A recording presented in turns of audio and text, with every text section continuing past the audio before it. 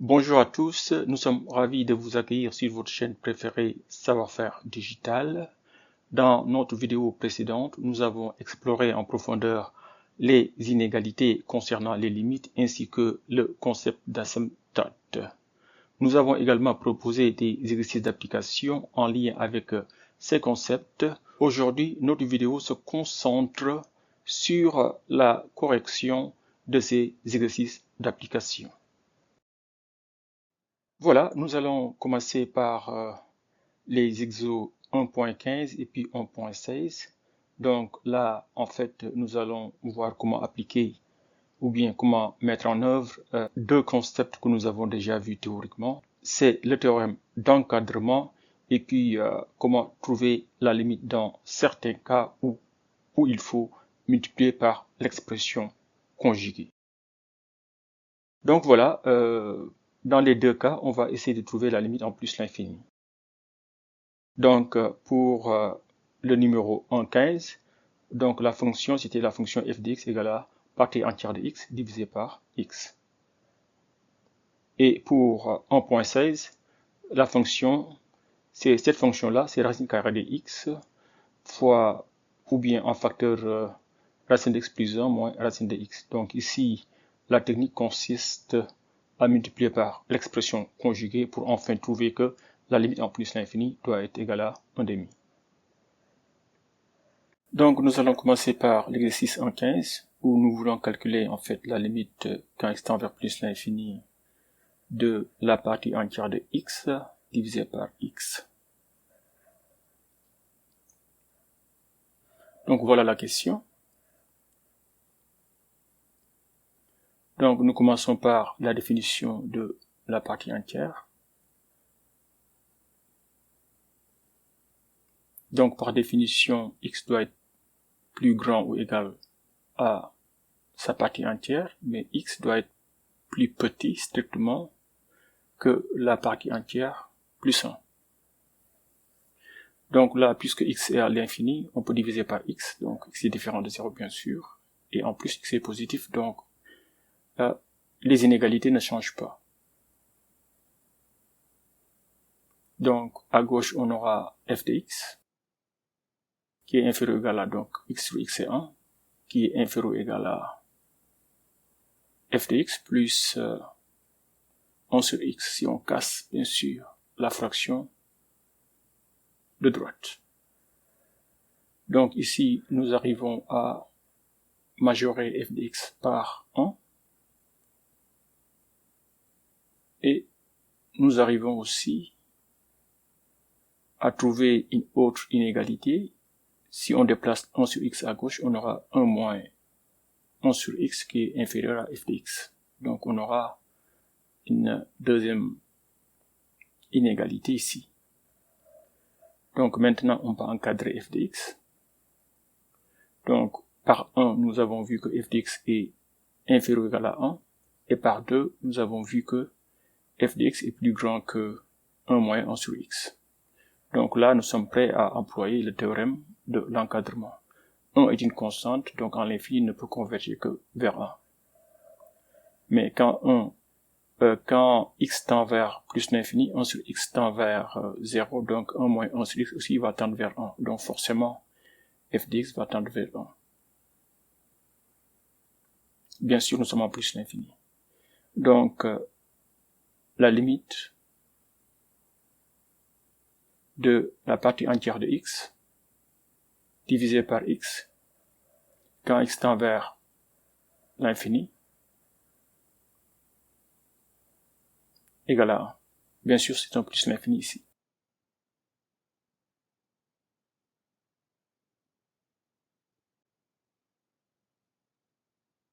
Voilà, maintenant nous avons la fonction f de x qui est égale à racine carrée de x multiplié par racine carrée de x plus 1 moins racine de x, et nous voulons trouver la limite quand x tend vers plus l'infini. Donc vous voyez très bien que la racine carrée est bien définie parce que toutes les valeurs qui sont à l'intérieur sont positives. Mais ici nous aurons une forme indéterminée parce qu'on aura l'infini moins l'infini. Si on applique bien sûr des opérations sur les limites. Donc il va falloir trouver une alternative. Donc voilà, ici on va trouver une solution alternative. On va réécrire f de x. Donc ici on va essayer de multiplier par l'expression conjuguée de racine de x plus 1 moins racine de x.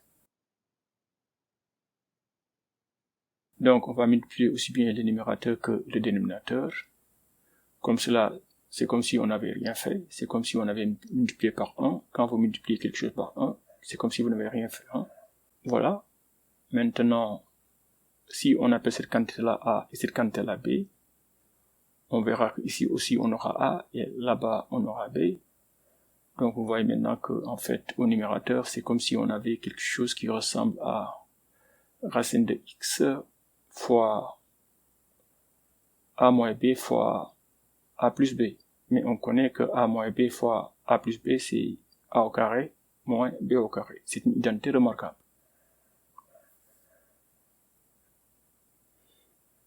Donc, on aura f de x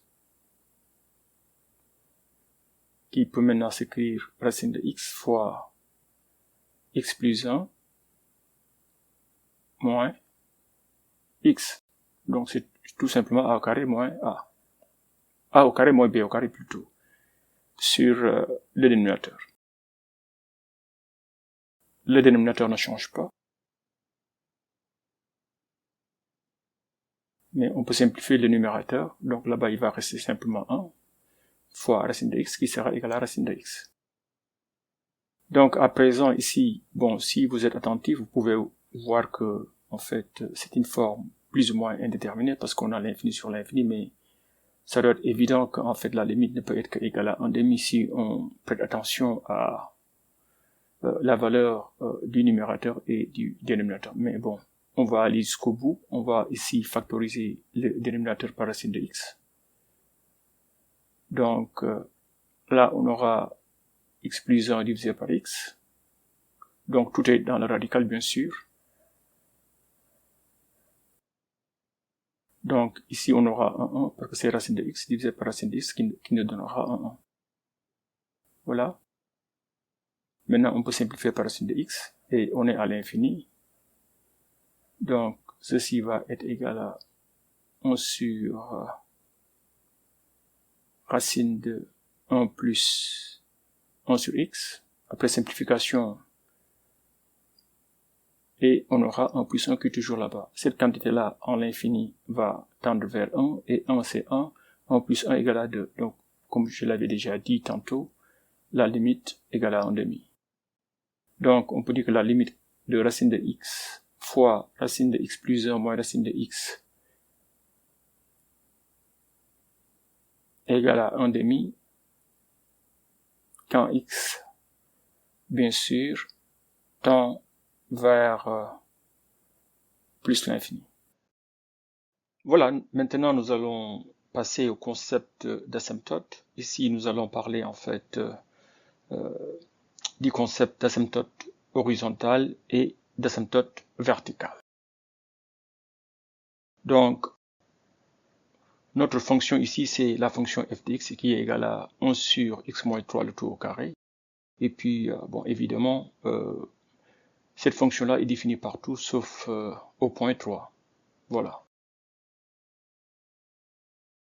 Maintenant, on va s'intéresser à l'asymptote horizontale en plus ou moins l'infini. Et nous allons aussi nous intéresser à l'asymptote verticale au point x égale à 3, là où la fonction n'est pas définie. Ici, nous avons la fonction f de x qui est égale à 1 sur x moins 3, le tout au carré. Donc, la fonction définie sur l'ensemble des nombres réels sauf 3. Donc, nous nous intéressons en fait à trouver les asymptotes de cette fonction-là. Donc, dans un premier temps, on va chercher les asymptotes horizontales. Donc, on va trouver la limite en plus ou moins l'infini. Et cette limite-là est égale à 0. Donc ici, on voit très bien qu'on a une asymptote horizontale qui est égale à y égale à 0. Donc cette asymptote-là, c'est en même temps en moins l'infini et en plus l'infini. Maintenant, on va passer à l'asymptote verticale. Donc on voit très bien que la fonction n'est pas définie au point 3. Donc on va chercher la limite de la fonction quand x tend vers 3. Et on voit très bien que c'est 1 sur 1, 0, mais ce 0-là, c'est un 0 positif. Donc c'est plus l'infini. Donc c'est 0 positif, c'est évident parce qu'on a x moins 3 au carré. Donc quel que soit alpha, ce 0-là sera toujours positif. Donc on voit nettement que x égale à 3 est une asymptote verticale.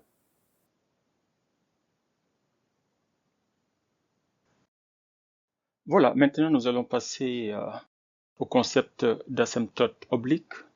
Donc là nous avons notre fonction f de x qui est égale à 8x au carré moins 4x plus 1 sur 2x plus 1. Et là nous allons restreindre notre fonction sur l'ensemble des nombres réels positifs. Ok?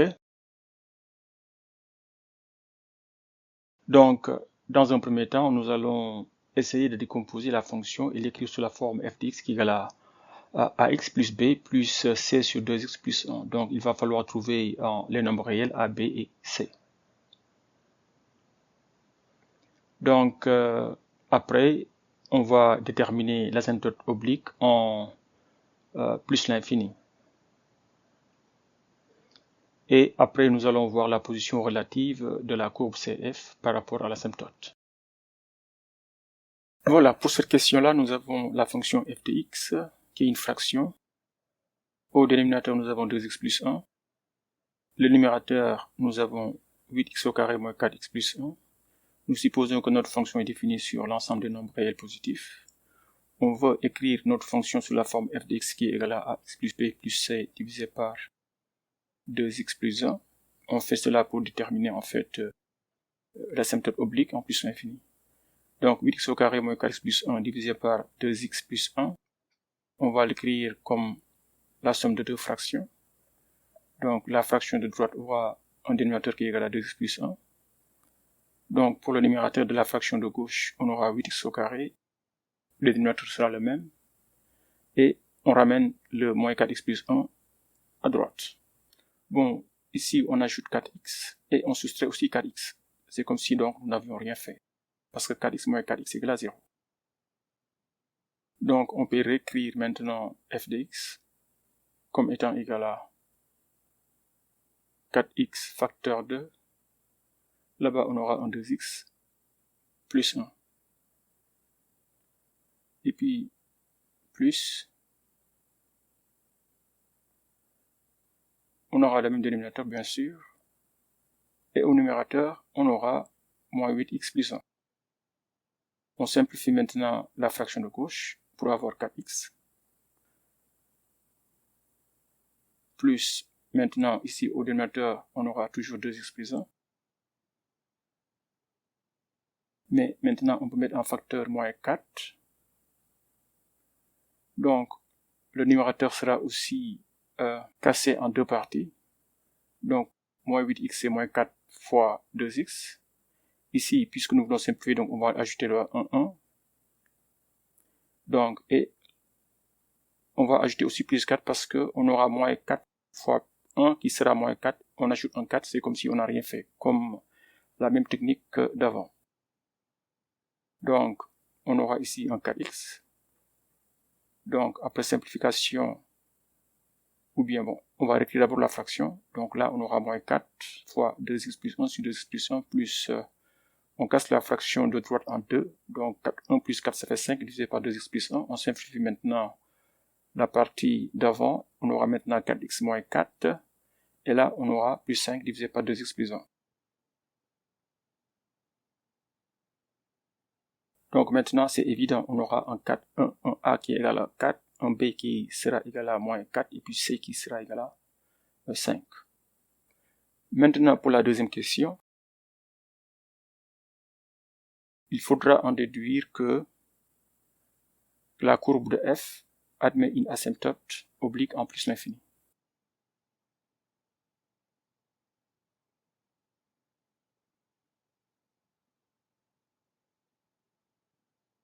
Voilà, nous avons f de x qui est égal à 4x moins 4 plus 5 sur 2x plus 1. Nous avons déjà montré ceci dans la première question. Donc, si on fait f de x moins 4x moins 4, ceci sera égal à 5 sur 2x plus 1. Maintenant, on va chercher la limite de cette quantité-là, la différence. Donc, on voit très bien que ça tend vers 0 parce que 2x plus 1 tend vers l'infini, 5 sur l'infini, c'est 0. Donc, on cherche la limite en plus l'infini parce que le domaine de définition, bien sûr, c'est l'ensemble des nombres réels positifs. Donc, c'est pas la peine de chercher en moins l'infini. Donc, on aura la droite D d'équation y égale à 4x moins 4 qui est une asymptote, en fait, oblique en plus l'infini. Maintenant, pour la question numéro 3, on va essayer de trouver la position relative de la courbe par rapport à son asymptote à plus l'infini. Bien sûr, ici, l'asymptote est une asymptote oblique.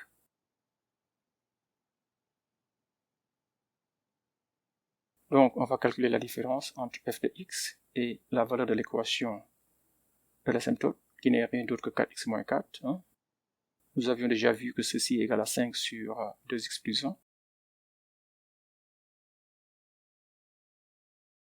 qui est une quantité positive parce qu'en fait x est positif. Donc ici, pardonnez l'anglicisme, j'ai mis fort, je voulais mettre pour, mais bon, c'est comme ça quand on travaille dans deux langues. Donc vous voyez très bien que ici donc, la courbe de f est au-dessus de l'asymptote parce que f de x moins la valeur de y pour l'asymptote qui est égal à 4x moins 4 est une valeur positive. Donc, on verra très bien que l'asymptote est en dessous de la courbe ou bien que la courbe est au-dessus de l'asymptote. Voilà, maintenant on va faire un petit commentaire sur la technique de la décomposition, n'est-ce pas? Donc, nous avions notre fonction qui est égale à f de x qui est égale à 8x au carré moins 4x plus 1 sur 2x plus 1. Et nous voulions écrire la fonction sous la forme f de x égale à ax plus b plus c sur 2x plus 1. Là, vous avez vu que j'ai juste en fait fait une manipulation en fait algébrique pour faire ma décomposition. Ok, j'ai juste utilisé en fait des concepts ou bien des résultats élémentaires. Ajouter ici une quantité et soustraire la même quantité pour dire que je n'ai rien fait, mais réécrire en fait la fonction sous une forme qui me permet de déterminer A, B ou C, ou bien multiplier par une quantité et diviser par la même quantité pour retrouver la forme que je veux. Là encore, quand je multiplie quelque chose par une quantité, bon, sauf si bien sûr, il faut que la quantité soit différente de 0 et divisée par la même quantité, donc c'est comme si j'ai multiplié par 1, je n'ai rien fait. J'ai juste en fait changé la forme de la fonction pour trouver les valeurs de A, de B et puis de C. Maintenant, bon, peut-être ceci peut être évident pour quelqu'un comme moi, mais pour une autre personne, si c'est pas évident, il y a des techniques beaucoup plus peut-être adaptées, mais peut-être aussi beaucoup plus longues, qui vous permettent de trouver A, B et C. Donc vous pouvez utiliser la division euclidienne pour faire cela, ou bien en fait réécrire en fait la deuxième forme et puis ramener ça comme la division de deux polynômes. Et puis là maintenant vous pouvez par exemple faire une identification et puis poser un système d'équation à trois inconnus et résoudre le système et trouver A, B et C. Mais je pense qu'en fait des fois pour des cas élémentaires comme ce cas-là, utiliser la division euclidienne ou bien poser un système d'équation peut être long. Voilà. Voilà, je pense que le moment est venu pour nous de passer à l'application informatique avec Mathematica. Voilà, nous avons utilisé les concepts élaborés dans la vidéo précédente pour démontrer comment résoudre manuellement les problèmes proposés. Maintenant, nous allons passer à l'application informatique en utilisant le logiciel Mathematica. Dans les vidéos antérieures, nous vous avons montré comment utiliser, par exemple, un langage de programmation comme Python pour résoudre en fait les problèmes concernant les limites ou bien pour faire la visualisation ou bien tracer le code d'une fonction. Voilà, maintenant on va vous montrer en fait une autre application qui est Mathematica, donc peut-être qui est, bon, d'après moi, plus proche de la manière de penser d'un mathématicien, tu vois. Parce que, en fait, maîtriser un langage de programmation comme Python, je pense, c'est important parce que c'est un langage qui est très versatile, qui vous permet de faire, en fait, du développement web, développement d'applications, développement même mobile, j'allais dire even, anglicisme encore. Mais maintenant, des fois, il arrive que vous êtes en train, en fait, de résoudre des problèmes beaucoup plus, en fait, spécialisés. Voilà le mot que j'ai cherché. Donc, peut-être, dans ce cas de figure-là, un outil ou bien une application comme Mathematica peut faire le job. Maintenant, bon, je sais qu'en fait, le problème avec Mathematica, c'est que c'est un outil qui n'est pas gratuit comme Python. Python, en fait, est open source et puis Python est free, c'est-à-dire que c'est gratuit. Hein? Et ceci n'est pas le cas de Mathematica. Mathematica, pour l'utiliser, il va falloir en fait acheter l'application pour l'utiliser. Mais bon, écoute, si vous êtes normalement étudiant ou bien élève, il se pourrait, j'ai dit il se pourrait, je ne suis pas sûr, mais en fait, dans les grandes institutions universitaires, en général, les universités, les collèges achètent en fait des licences pour que leurs étudiants ou bien élèves puissent utiliser le logiciel sans payer. Voilà. Donc, il y a aussi une autre option qui existe. Ça veut dire qu'en fait, si vous êtes en fait, je pense, étudiant dans une institution, il y a une édition spéciale du logiciel, Student Edition, vous le voyez ici en haut, que la compagnie peut mettre à votre disposition pour que vous puissiez l'utiliser. Et en général, il suffit juste d'avoir votre email étudiant de votre université pour pouvoir demander une licence et que la compagnie peut vous donner en fait l'application. OK. Ou bien si vous êtes enseignant aussi, vous pouvez utiliser par exemple la licence de votre université pour pouvoir utiliser le logiciel. Maintenant, à part cela, vous pouvez aussi, je pense, utiliser l'option basique sur le web. Hein. Si vous allez normalement sur le site web de Wolfram Alpha, même si vous n'avez pas de licence, vous pouvez utiliser le logiciel à travers le web. Ok. Maintenant, le seul problème, c'est qu'en fait, la version du web n'est pas aussi puissante que, en fait, la version payante du logiciel. Donc voilà. Donc, mais l'essentiel, je pense que même si vous n'avez pas de licence, il est bien de savoir ce que vous pouvez faire avec Mathematica. Comme cela, une fois que vous avez la licence, ou bien que vous êtes dans une institution ou bien dans une entreprise qui travaille avec Mathematica, vous ne serez pas, comment je vais dire cela, déphasé. Ok. Donc, vous avez déjà une idée de ce que vous pouvez faire avec le logiciel. Voilà. Donc, pour cette présentation-là, nous avons déjà vu les concepts théoriques dans la vidéo précédente. Maintenant, ce que nous allons faire, nous allons en fait visualiser ou bien faire une application informatique de la notion d'asymptote. Ici, on va parler d'asymptote horizontale et verticale. Et on va essayer de montrer comment on peut faire le job avec Mathematica. On va aussi parler de la notion d'asymptote oblique. OK? Comment, si on a des problèmes relatifs au concept d'asymptote oblique, comment on peut résoudre le problème avec Mathematica. OK? Et après, on va aussi parler des limites, hein, des inégalités sur les limites. Donc ici c'est en anglais parce que bon, écoute, vous comprenez pourquoi je fais ça parce que bon, en général je travaille dans la langue anglaise, c'est ma langue de travail, même si bon, mon français est plus ou moins ok. Donc voilà, il y a le concept sur les inégalités, euh, le, la technique de la multiplication par l'expression conjuguée pour trouver une limite, et puis nous allons voir, s'il le faut, d'autres méthodes, comment on fait ça avec Mathematica. Donc voilà, ici, par exemple, comment on va trouver en fait la limite. Bon, ça c'était le problème en 16. On va voir comment faire ça. Comment on va trouver qu'en fait la limite était égale à 1/2, à l'infini bien sûr. Bon, l'expression vous la connaissez déjà et nous allons voir ça après. Et je pense que nous allons finir par la visualisation avec le concept de d'asymptote oblique. Voilà, exactement. Voilà. Donc, on va commencer d'abord par les asymptotes horizontales et verticales.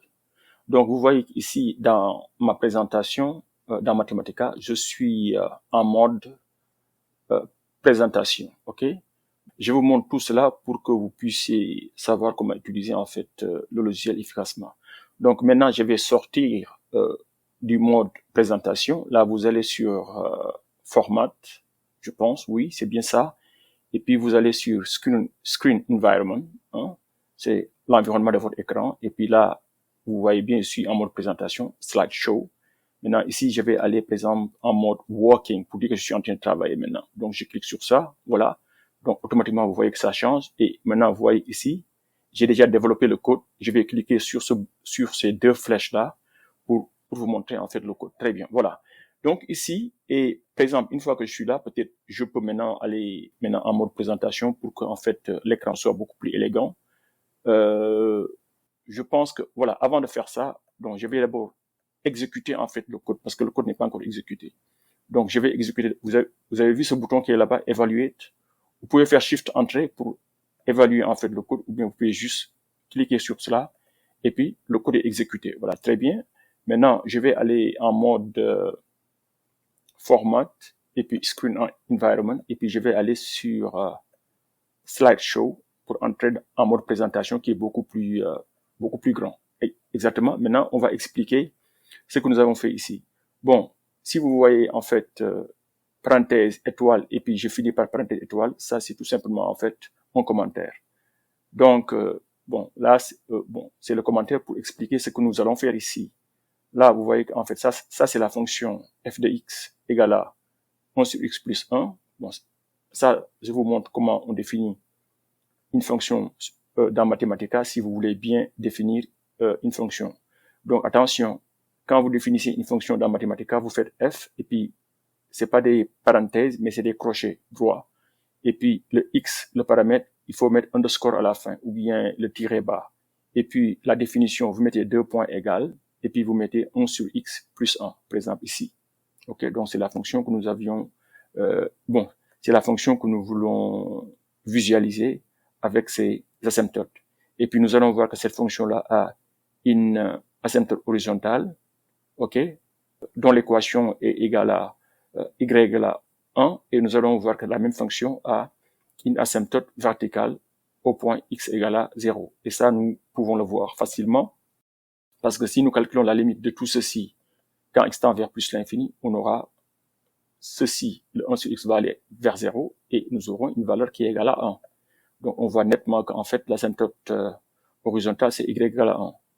Vous pouvez le faire comme cela, ou bien si vous voulez, vous pouvez faire f de x moins 1, si vous voulez, qui va être égal à 1 sur x, et vous voyez que la limite de 1 sur x égale à 0, donc forcément, y égale à 1 est une asymptote.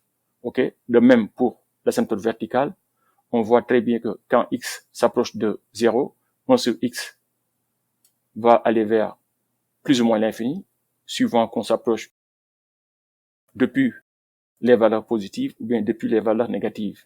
Donc, on voit encore que ici, donc, on aura une asymptote verticale au point x égale à 0. Ok, très bien. Donc, ça, c'était juste le commentaire. Ça ne fait pas partie, du code que l'application va exécuter. Bon, maintenant, ça aussi, c'est un autre commentaire. Bon, maintenant, ici, on ne va pas refaire le travail parce que nous connaissons comment faire ça à la main. Je vais juste vous montrer comment on fait ça avec Mathematica. Donc là, on utilise en fait la fonction plot. La fonction plot, ça veut dire tracer. Hein? Donc, on définit notre première fonction. Notre première fonction, c'est 1 sur x plus 1. OK? Et puis, notre deuxième fonction, on connaît, c'est la fonction y égale à 1. Donc, il suffit de faire 1 pour visualiser, en fait, l'asymptote horizontale, parce que nous connaissons qu'en fait, l'asymptote horizontale est là-bas. Et après, bon, là, on va définir, en fait, le domaine sur lequel nous allons tracer notre fonction. Et il faut bien préciser, en fait, la variable. Là, on voit très bien que la variable, c'est x. On va tracer notre fonction depuis moins 5 jusqu'à 5. Et puis, on définit aussi, en fait, la rangée ou bien la fenêtre dans laquelle nous voulons tracer notre fonction. Et ici, pour simplifier, on prend juste, en fait, le même intervalle, donc de moins 5 à 5, voilà. Et puis, vous définissez, en fait, le style de tracé que vous voulez. Là, vous voyez très bien qu'on a eu automatique. Automatique pourquoi? Automatique pour la première fonction qui est là, 1 sur x plus 1. Et pour la deuxième fonction, n'oubliez pas, c'est y égale à 1 qui est là. Nous définissions en fait un style particulier ici. On dit en Mathematica qu'il faut tracer la fonction en rouge, donc red. Donc vous voyez qu'ici, l'asymptote est en rouge, vous le voyez déjà. Et en même temps, nous disons en Mathematica, en fait, il faut le tracer en tiré, dash. Ça veut dire que c'est des tirés. Donc vous voyez qu'en fait, aussi bien l'asymptote horizontal que vertical sont en tiré et sont rouges, ici, red. Très bien. Donc voilà, ça c'est le style en fait de graphe que nous voulons. Et puis bien sûr, nous ajoutons en fait labels. Hein. Bon, sur l'axe des x, on va mettre un x. Hein. C'est le x qui est là-bas. Et sur l'axe des y, on va mettre f de x. C'est le f de x que vous voyez là-bas en haut. Très bien. Et puis quoi d'autre? Et puis on met un épilogue hein, pour en fait la ligne. Ça, bon attention. Maintenant, ça c'est en fait l'asymptote verticale. On lui dit de nous tracer en fait bon, il y a une ligne d'équation 0, moins 10, 0, 10. Bon, bien sûr, vous voyez que donc x égale à 0, donc c'est ça la ligne verticale. On voit ici line. Et on lui dit aussi, il faut le mettre en rouge. Et puis, il faut le mettre aussi en tiré, dash, ça veut dire en tiré. Red, ça veut dire en rouge. Tick, ça veut dire qu'en fait, il faut élargir un peu l'épaisseur. Très bien. Donc, voilà. Donc, et voilà le résultat que nous avons ici. Ça, c'est la fonction. Hein. On a bien vu que c'est la fonction 1 sur x plus 1 que nous avions définie, vous le voyez ici. Et nous voyons que cette fonction-là, nous avons déjà vu dans la vidéo précédente, a une asymptote horizontale ici. Hein, parce que en plus l'infini, on voit que la courbe s'approche de plus en plus de la ligne rouge. Et on a aussi une asymptote verticale ici, parce que quand on s'approche de 0, la fonction va exploser vers plus l'infini. Si on vient du côté droit, et si on vient du côté gauche, ça va aller vers moins l'infini. De toutes les façons, qu'on s'approche en fait de depuis la droite ou bien depuis la gauche, l'essentiel, la fonction va exploser soit par valeur avec des valeurs positives ou bien vers moins l'infini, soit avec des valeurs négatives. Donc, de toutes les façons, c'est l'infini, soit plus, soit moins l'infini.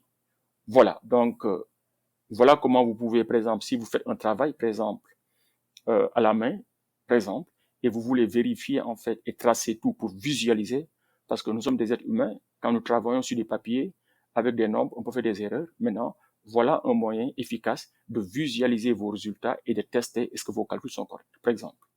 Voilà, je pense autre chose aussi qui est importante pour la position relative. Là, nous voyons très bien qu'en fait, c'est la fonction qui est au-dessus en fait de l'asymptote horizontale quand nous allons vers plus l'infini. Mais par contre, quand nous allons vers moins l'infini, c'est l'asymptote qui est au-dessus en fait du graphe. Très bien. Et ça aussi, on peut le voir. Parce que si vous calculez 1 sur x plus 1 moins 1, vous allez avoir 1 sur x. Donc, si x est positif, 1 sur x est positif. C'est pourquoi, en fait, c'est la fonction qui est au-dessus. Mais si on est en moins l'infini, la différence, c'est 1 sur x. Mais x étant négatif, parce qu'on est vers moins l'infini, donc forcément, ce sera l'asymptote qui sera au-dessus du graphe. Voilà, parfait. Je pense qu'en fait, on a assez commenté ce résultat-là et vous comprenez ce que nous avons fait là-bas. Parfait. Voilà, maintenant nous allons passer ici à l'asymptote oblique. Hein. Donc là, je vais cliquer ici. Donc très bien. Donc ici, comme vous le voyez, je vais définir en fait, bon, nous avons défini une fonction g de x qui est égale à 1 sur x plus x. Très bien. OK. Et après, qu'est-ce que nous avons fait? Après, nous avons défini une fonction ici, d de x, qui est égale à x. Donc, pourquoi nous faisons ça? Parce que nous connaissons que, bon, si vous faites les calculs manuels, vous allez voir qu'en fait, l'asymptote oblique, c'est d de x égale à x. Donc, mais là, nous voulons juste faire, en fait, la visualisation. C'est ça. Et puis maintenant, qu'est-ce qu'on fait? On fait, en fait, plot. Vous connaissez déjà, c'est le tracé. On trace quoi? On trace ici g de x, qui est la fonction définie avant. On trace aussi la droite y égale à x, qui est là, d de x. Et nous disons que nous voulons seulement tracer ça pour, en fait, les x positifs. Donc, nous donnons le paramètre, c'est x ici, ok? Mais attention, le paramètre c'est x, mais quand vous faites la définition, il faut ajouter un underscore, aussi bien pour g que pour d. Je pense que j'ai déjà expliqué cela avant. Très bien. Et nous donnons ici le range ou bien le domaine. Nous disons, il faut tracer uniquement dans l'intervalle 0,10. Et puis, bon, là, on répète la même chose. Il faut tracer dans 0,10. Et puis, ça, c'est le domaine de définition. Bon, la restriction du domaine de définition, bien sûr. Et puis, là, c'est la restriction du tracé de la fonction. Et puis, là, encore, on définit le style. On dit que pour la courbe, donc la première fonction, vous faites juste un style automatique. Mais pour le, comment je vais dire, pour l'asymptote oblique, vous tracez ça en rouge, red, et puis dash en tiré. Et vous le voyez, voilà le résultat que nous allons avoir. Donc, je vais agrandir ça un peu. Donc, vous voyez, voilà le résultat. Donc, vous voyez ici, nous avons la fonction qui est là, en bleu, et là, nous voyons bien que la fonction y égale à x est une asymptote oblique. Parfait. Parfait. Maintenant, on va passer aux limites. Comment on calcule des limites, hein? Donc là, je vais ouvrir ici. Donc, nous allons d'abord commencer par, en fait, le théorème de l'encadrement. OK? Ça, c'est, je pense, l'exercice 1.15. OK? Dans cet exercice-là, bon, je vais pas faire le commentaire. Ça, bon, nous avons déjà vu comment résoudre ce problème à la main. Mais c'était la fonction partie entière de x sur x. Donc, bon, écoutez, en général, les langages de programmation, les mots sont en anglais en général. Okay? Et ça se comprend aisément parce que en général, toutes les grandes compagnies dans le domaine de l'informatique sont dans des pays anglo-saxons. Donc voilà, ça se comprend. Donc maîtriser l'anglais aussi peut aider quand on est dans le domaine. Donc ici, donc disons la partie entière, ce n'est rien d'autre que floor, ok? Floor of x, ça veut dire la partie entière de x, et on divise cela par x, et nous voulons chercher en fait la limite quand x tend vers plus l'infini, ok? Donc nous avions déjà vu qu'en fait que le résultat était égal à 1 en employant en fait le théorème de l'encadrement, et c'est bien ce que nous avons ici quand nous exécutons. Si vous voulez, je peux vous montrer encore, je peux enlever le résultat ici, delete, et puis une fois que je suis là, je peux encore réexécuter ici ce code-là. Comme vous l'avez vu, c'est ce bouton-là. Vous avez deux choix, soit vous cliquez sur Evaluate, bon, ou bien vous cliquez sur Shift Entrée, et encore, on voit bien que le résultat est égal à 1. On voit bien que la limite de la partie entière de x sur x est égale à 1. Voilà, très bien. Maintenant, ça c'est le nombre que nous avons. Maintenant, on va visualiser ce résultat-là pour essayer de voir ou bien de comprendre pourquoi c'est égal à 1. Bon, bien sûr, nous avions déjà fait tous les calculs pour vous montrer pourquoi c'était égal à 1. Maintenant, toujours c'est bien d'avoir les outils conceptuels pour démontrer ce que nous voulons démontrer, mais en général, nous sommes des êtres visuels, nous sommes des humains, donc c'est toujours bien de visualiser un résultat pour mieux comprendre le concept. Donc voilà, là, voilà ce que nous avons. Bon, regardez bien, attention maintenant ici, il faut faire très attention.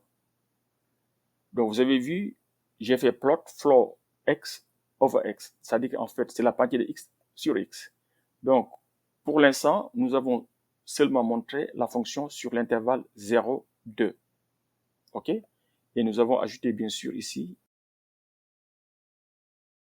c'est comme un titre, on a dit plot of floor of x over x, pour dire qu'en fait, pour expliquer, parce que si quelqu'un voit cette fonction-là, sans voir la définition, ça peut être difficile de comprendre de quelle fonction il s'agit. Donc, c'est la partie entière de x sur x. Et nous avons tracé la fonction uniquement sur l'intervalle 0, 2. Donc, vous voyez qu'il faut essayer de comprendre cette fonction-là. Vous voyez qu'en fait, par exemple, d'abord, il faut noter que la fonction n'est pas continue. À chaque point entier, vous voyez qu'il y a une discontinuité. Il y a en fait un saut. Par exemple, vous voyez ici, au point x égale à 1, la fonction va sauter pour aller vers une valeur supérieure. Regardons d'abord la fonction sur l'intervalle 0 jusqu'à 1. Et pour comprendre cela, je vais prendre par exemple le milieu. Je vais prendre par exemple si x égale à 0.5. C'est quoi la partie entière de 0.5? Je pense que c'est évident. La partie entière, c'est juste 0. Donc, vous voyez que le numérateur sera égal à 0 parce que c'est la partie entière divisée par x. Mais x étant égal à 0.5, donc toutes les valeurs, ce sera 0 sur 0.5, ça va donner un 0. Donc, vous voyez que ici, sur cet intervalle-là, toutes les valeurs du numérateur sont égales à 0. Donc, le résultat sera égal à 0. C'est pourquoi ici, on a tout est égal à 0. Maintenant, une fois qu'on arrive à 1, vous voyez que la partie entière de 1, c'est égal à 1. Et on aura maintenant 1 divisé par 1, on aura un 1. Et c'est pourquoi vous voyez ici, il y a un saut. On va aller, vers une valeur beaucoup plus grande que 0. OK? Et maintenant, ça commence à décroître. Pourquoi ça décroît? Par exemple, prenons au milieu ici, quand x égale à 1.5. Maintenant, vous voyez que la partie entière de 1.5, c'est 1.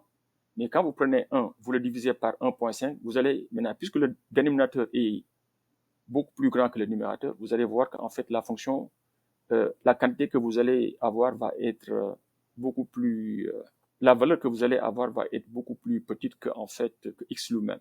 OK? Maintenant, ça c'est déjà bien. Mais, maintenant, essayons maintenant de montrer cette fonction-là, disons sur l'intervalle, je vais faire moins 2, 2. OK? Et maintenant, on va exécuter encore. Vous voyez comment cette fonction-là est complexe. Cette branche-là, nous l'avons déjà expliqué. Cette branche-là, nous l'avons expliqué là. Mais regardez pour les x négatifs, ce qui va se passer. La fonction est beaucoup plus... en fait, c'est plus ou moins le même comportement. C'est pas le même comportement, mais quand je dis plus ou moins la même chose, c'est la même chose qui se répète que ce que nous avions expliqué avant.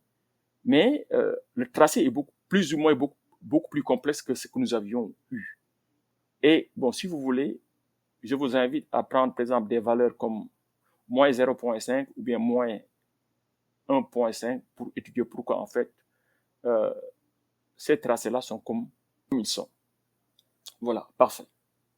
Maintenant, vous voyez qu'en fait, ce que nous avons fait ici, nous avons d'abord commencé à voir la fonction sur un intervalle très court, 0,2, et puis on a essayé de comprendre son comportement. Et après, on est allé sur l'intervalle moins de 2. Si nous voulions maintenant comprendre le comportement de la fonction de façon beaucoup plus intuitive, je vais vous montrer comment on va arriver à ce résultat-là aussi.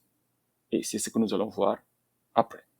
Voilà, maintenant nous allons continuer à étudier cette fonction-là pour mieux la comprendre. Donc n'oubliez pas, c'était la fonction partie entière de x sur x. En anglais, on va dire floor x over x. Maintenant, nous avons déjà montré que cette fonction-là, dans les concepts théoriques et le travail que nous avions déjà fait à la main, nous avions montré qu'en fait que cette fonction-là, floor of x over x, ou bien la partie entière de x sur x, que cette fonction-là était encadrée par deux fonctions. Donc, c'était encadré par la fonction constante 1 et la fonction 1 moins 1 sur x. Et automatiquement, quelqu'un qui a une bonne compréhension théorique et qui comprend bien le théorème de l'encadrement ou bien le théorème des gendarmes, il voit que cette fonction-là, a plus l'infini, va aller vers 1, que cette fonction-là, a plus l'infini, c'est une constante, ça va rester 1. Donc, forcément, la fonction qui est au milieu ne peut que converger vers 1 en plus l'infini. Et d'ailleurs, même 1 moins l'infini. Et nous allons visualiser maintenant, avec Mathematica, ce concept-là. Et je pense que la visualisation va nous aider à comprendre. Parce que vous voyez, en fait, si vous tracez dans des intervalles un peu plus courts, ça peut être très difficile de comprendre pourquoi cette fonction-là converge vers 1. Donc maintenant, on va le faire avec la visualisation mathématique avec Mathematica. Donc là, on va ouvrir cette cellule-là. Très bien. Donc, il y a, comment je vais dire? Donc, on va commencer petit. Qu'est-ce qu'on va faire ici? Regardez ce que nous avons fait ici. Donc, ici, j'ai tracé la fonction plot, floor of x over x, ça dit qu'en fait, c'est la partie entière de x sur x. Et en même temps, j'ai tracé en fait la fonction qui minore cette fonction-là, qui n'est rien d'autre que 1 moins 1 sur x. Et j'ai aussi tracé la fonction qui majore cette fonction-là, qui est la constante y égale à 1. Et je trace ça sur, dans l'intervalle moins 5, 5. OK? Ça, ce n'est que le paramètre qui est x. Donc, le tracé, on va conserver, en fait, l'intervalle, moins 5, 5. Donc là, j'ai ajouté, en fait, la traduction en français pour que les gens puissent suivre. Plot, ça veut dire tracé. Plot range, ce n'est rien d'autre que zone de tracé. Et puis, vous pouvez lire vous-même pour le reste. Voilà. Le style, j'avais déjà défini ça. Et vous regardez maintenant comment la fonction se comporte, n'est-ce pas? Donc, vous voyez très bien que la fonction, c'est ce qui est en bleu. Donc, essayons de regarder comment la fonction se comporte pour les x positifs. Bon, vous voyez qu'ici, c'est la fonction qui minore la fonction partie entière de x sur x. Vous voyez très bien que comment cette fonction-là est en dessous de la fonction partie entière de x sur x. Et vous voyez qu'en fait, la ligne horizontale, c'est bien la droite y égale à 1. Mais regardez que ce qui est vrai, que la fonction qui est en bleu est tout le temps entre ces deux fonctions-là. OK? La fonction qui majore et la fonction qui minore, donc, vont compresser la fonction en bleu. Maintenant, si vous voyez que si on continue vers plus l'infini, la fonction qui est en bleu n'a pas de choix. Elle va être, entre ces deux fonctions-là. Mais le problème, c'est que c'est toutes les deux fonctions-là, aussi bien la fonction qui est là en bas que la fonction qui est en haut, les deux fonctions en rouge, vont toutes deux converger vers 1. Donc, vous voyez que la fonction en bleu n'a pas de choix. Elle sera obligée de converger aussi vers l'unité ou bien vers 1. Et bon, là, je pense que c'est un beau tracé qui nous montre pourquoi la fonction converge vers 1. Maintenant, il faut faire attention. Dans l'exercice d'application que nous avions, nous avons juste en fait demandé la limite en plus l'infini. Et bon, l'encadrement que nous avons utilisé marche. Mais vous voyez que, parce que nous avons divisé partout par x, mais x étant positif, l'inégalité ne devait pas changer. Mais si jamais on vous demandait, par exemple, la limite vers moins l'infini, la limite reste vraie. La limite, on le voit très bien, la limite, puisque la fonction supérieure et la fonction inférieure, toutes les deux vont converger vers l'unité. Donc, la fonction partie entière de x sur x aussi va converger vers l'unité. Pas de choix. Mais il y a un problème. L'encadrement va changer. OK? Parce que si vous divisez par x, mais ici à gauche, x étant négatif, les signes vont changer. Et je pense que vous le voyez. Vous le voyez ici, par exemple, cette fonction-là qui était inférieure va devenir supérieure ici en haut. OK? Et la fonction qui à droite ici, pour les x positifs qui était supérieure, va devenir inférieure. Mais puisque en fait toutes les deux, même si en fait les signes vont être inversés, la limite ne change pas parce que toutes les deux fonctions vont encore converger vers l'unité et forcément la fonction partie entière de x sur x est obligée aussi de converger vers l'unité. Je pense que vous comprenez ce qui se passe ici. Très bien. Voilà. On vous a montré, par exemple, le tracé sur un intervalle réduit. On a montré, en fait, le tracé pour mieux comprendre le comportement de la fonction sur un intervalle beaucoup plus élargi. Maintenant, je pense qu'on va faire quelque chose maintenant de beaucoup plus, peut-être, intéressant. Et je vais vous montrer, en fait, cela en animation, ici. Très bien.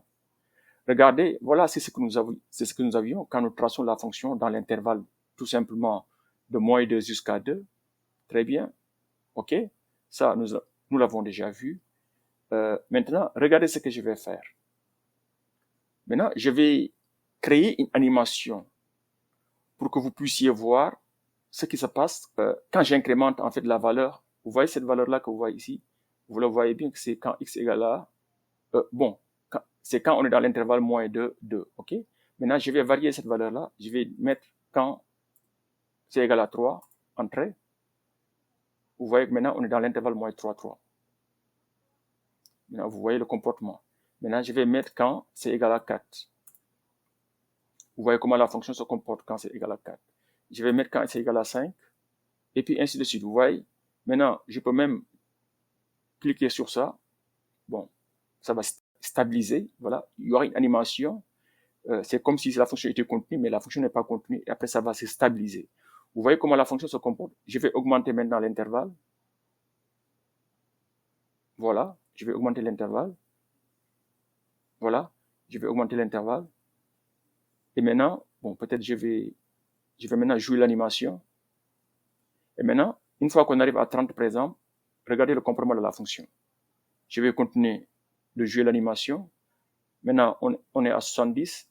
Voilà le comportement de la fonction. Ça va s'arrêter. Maintenant, je vais continuer à jouer. On va aller peut-être jusqu'à 100. Voilà. Oups. Voilà. Je vais laisser, bon. Ce que je vais faire, je vais juste aller jusqu'à 100 pour dire que c'est assez grand. Vous voyez comment la fonction se comporte? Bon, j'espère que vous voyez ça. Si on va vers plus l'infini, la fonction n'a plus de choix.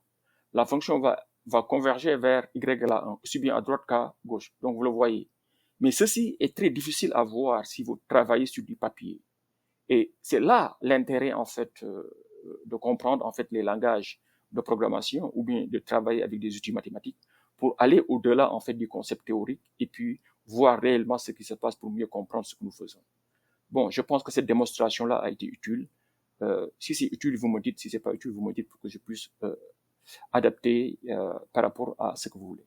Mais je pense que ça a été utile. En fait, moi, j'ai appris beaucoup de choses en faisant ceci. Ok. Voilà. Maintenant, nous allons passer à l'exercice en 16, qui est là.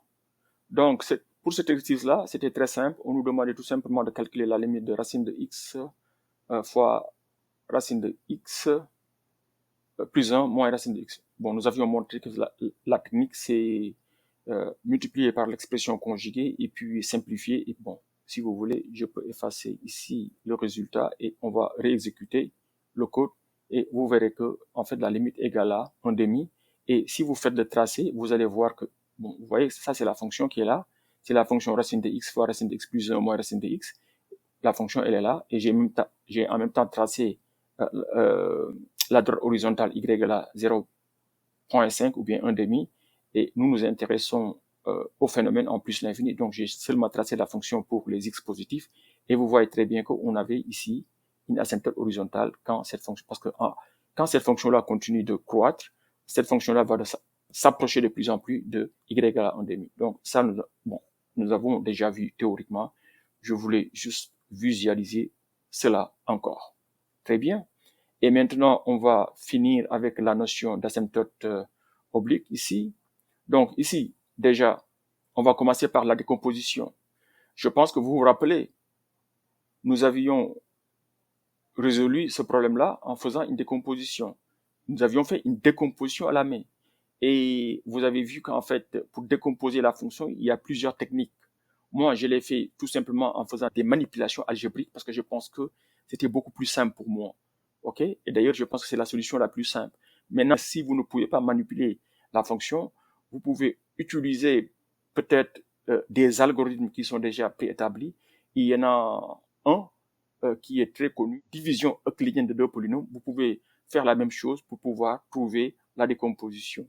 Vous pouvez aussi, comme je l'ai dit auparavant, établir un système d'équations à trois inconnus pour trouver les valeurs de A, B et C. Mais écoutez, si vous utilisez un logiciel informatique, vous n'avez pas besoin de faire tout cela. Il y a une fonction qui fait le job qui s'appelle appart. Donc, vous définissez votre fonction, f de x, et on l'a bien défini ici, et on utilise appart, et puis on met la fonction f de x, et automatiquement, j'ai la décomposition. Donc, ici, j'ai ma décomposition en moins d'une seconde. Il faut maintenant savoir lire le résultat, bien sûr. Donc, bon, ici, Mathematica va commencer d'abord avec les termes de plus bas degré. Donc, ici, C, c'était égal à 5, nous l'avons déjà vu. A, le coefficient de X, c'est bien 4, et puis le B, c'était bien moins 4. Donc là, vous voyez qu'en fait, Mathematica fait la décomposition pour toi gratuitement. OK? Donc, vous n'avez pas besoin de gratter le papier pour trouver la décomposition. Donc, vous voyez très bien. ici, et automatiquement, nous voyons donc, une fois que nous avons notre décomposition, on voit que cette quantité-là, en plus l'infini, va tendre vers 0, parce que 2x va tendre vers plus l'infini, 5 sur l'infini, c'est une constante sur l'infini qui va aller vers 0, et puis ici, c'est la déduction. Comment on va déduire que donc cette quantité-là est une asymptote oblique? C'est très simple. Il faut définir cette quantité-là comme étant une fonction, donc d de x, c'est la droite, et vous calculez la limite de f de x moins d de x quand x tend vers plus l'infini, et vous voyez très bien qu'en fait, vous trouvez 0. C'est ce que je disais. Vous voyez que tout ce que nous avions fait sur le papier, qui était trop long, on peut le faire avec 2 clics avec Mathematica. Donc, on ne perd pas notre temps. Et c'est ça la nécessité des outils informatiques. Comme je l'ai dit avant, il est fondamental de comprendre les théorèmes et les résultats théoriques et de pouvoir faire le résultat ou bien démontrer les résultats à la main si le besoin se présente. Mais en réalité, quand on résout des problèmes, en fait, peut-être on va toucher le papier seulement à l'étape de la réflexion. Mais pour la résolution pratique, on va utiliser des outils informatiques pour gagner du temps et amener de la valeur ajoutée à l'entreprise, ou bien à l'université, ou bien à l'école, ou bien, c'est pas moi, là où vous travaillez.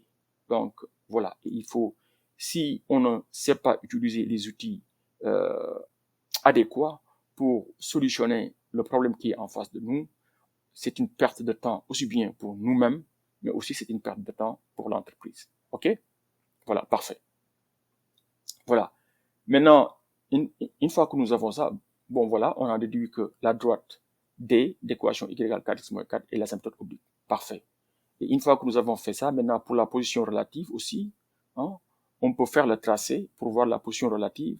Donc, vous voyez ici que l'asymptote oblique est là et que la courbe est là, et on voit très bien que c'est la courbe qui est au-dessus de l'asymptote, tout simplement. Bon, on sait pourquoi, parce que la différence entre la fonction et D, bon, on va y revenir, cette différence-là est une différence qui est positive, parce que la différence, ce n'est rien d'autre que 5 sur 1 plus 2x, mais on est, pour les x positifs, vous voyez que cette quantité-là, forcément, est positive, donc la courbe qui est au-dessus de l'asymptote, exactement ça. Et voilà, on finit la démonstration avec Mathematica par ceci. Voilà, si vous voulez utiliser par exemple la version web, donc gratuite, de Wolfram Alpha, hein, qui est la compagnie qui est derrière Mathematica, vous pouvez venir ici. Donc vous voyez bien, le lien c'est wolframalpha.com, ok? Et là, par exemple, vous avez gratuitement la possibilité de faire quelques applications hein, dans plusieurs domaines, par exemple ici des mathématiques. Là, vous voyez qu'en fait cette colonne-là est réservée à tout ce qui est mathématiques. Cette colonne-là est réservée à tout ce qui est sciences et technologie. Vous voyez qu'ici c'est tout ce qui concerne en fait société et culture. Et ça, c'est les applications concernant en fait la vie de tous les jours. Bien sûr, il y a beaucoup de choses que vous pouvez faire avec même la version web qui est gratuite.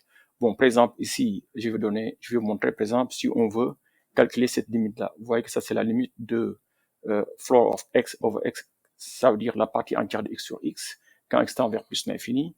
Et puis là, vous cliquez sur égal. Et donc là, automatiquement, Mathematica va vous dire que la limite quand x tend vers plus l'infini de la partie entière de x sur x égale à 1. Voilà, par exemple. Et là, bon, peut-être même il y a quelque chose de bien. Vous pouvez ne pas savoir comment écrire du code Mathematica solide, mais rien qu'avec le langage naturel, vous pouvez demander ce que vous cherchez et vous aurez votre réponse. Ok? Donc là, vous voyez par exemple, il y a Natural Language. Ça veut dire que vous pouvez poser votre question en anglais et avoir une réponse. Vous voyez? Donc voilà. Mais comme je disais aussi, cette version-là est limitée par rapport à en fait la version payante qui est beaucoup plus efficace là où vous avez la précision d'écrire exactement en fait votre code et avoir le résultat que vous désirez, n'est-ce pas? Maintenant, il y a d'ailleurs là, vous voyez par exemple, si vous voulez, vous pouvez acheter la version professionnelle ici en faisant Go Pro Now et puis, mais là, il va falloir avoir les moyens de payer pour acheter la version professionnelle. Je pense que c'est un très bon outil pour les gens qui veulent par exemple, tester en fait leur travail théorique, par exemple. ou bien faire des applications informatiques. Voilà. Cela conclut notre chapitre sur l'étude introductive des limites. Dans la prochaine vidéo de notre playlist sur le programme de mathématiques de la classe de terminale, nous débuterons le chapitre sur les suites numériques. N'oubliez pas de soutenir la chaîne en vous abonnant et en aimant nos vidéos. Merci et à bientôt.